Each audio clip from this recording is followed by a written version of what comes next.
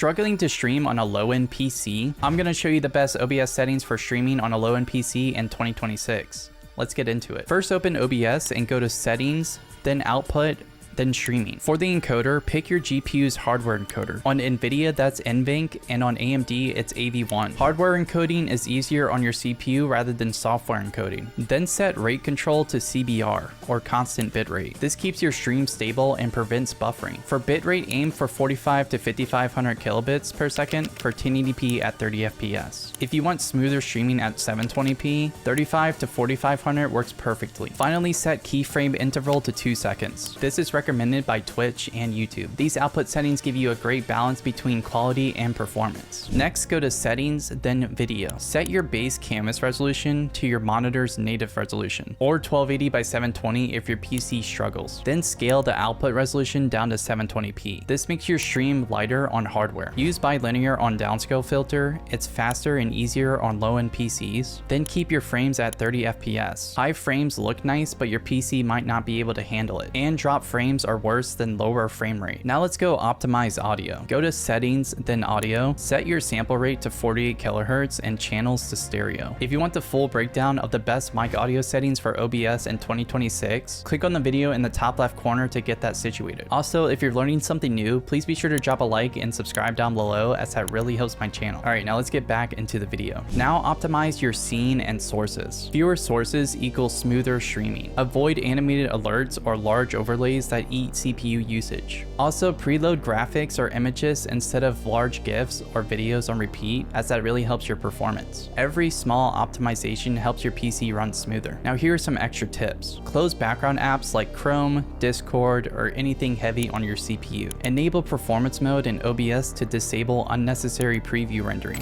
Set OBS process priority to above normal. Finally, update your GPU drivers. Old drivers can bottleneck even the best settings. Combine this with your OPS settings and even a low-end PC can run your stream smoothly. And that's it, the best OBS settings for streaming on a low-end PC in 2026. If you find this video helpful, please be sure to drop a like and subscribe down below.